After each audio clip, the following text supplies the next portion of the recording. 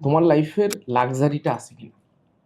Luxury means হইতেছে যে তুমি চাকরিটা কি 4 বছরের ইউনিভার্সিটি শেষ করার পরপরই লাগবে নাকি 8 বছরের মাথায় লাগবে।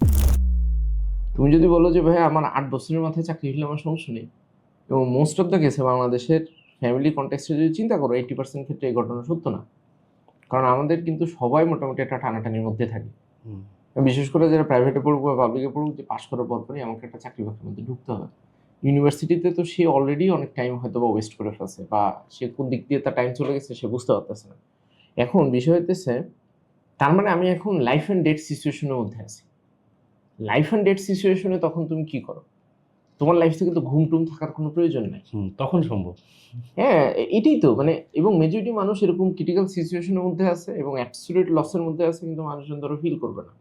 এবং এটা ধরো মানুষজন এগুলো নিয়ে অত বেশি প্যারাও খায় না। তো ফ্যাক্ট হইতেছে, তোমার যদি একটা ক্যারিয়ারে কোনো একটা ভালো জিনিস করতে হয় বা করতে মন চায় তোমার, যে না আমি একটা কিছু করতে চাই, লাইফে একটা জায়গায় যাইতে চাই, তোমার কাছে 24 ঘন্টা সময় থাকে।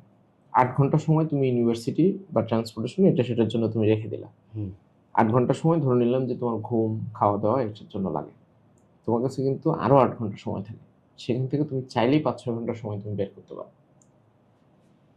তুমি যদি বলো যে ভাই আমি আসলে 5-6 ঘন্টা টাইম বের করতে চাই না, এটা তোমার পার্সোনাল ট্রেড অফ, তোমার নিজের সাথে নিজে এটা করতে হবে আর কি, ক্যালকুলেশন করতে হবে যে আমার আসলে পসিবল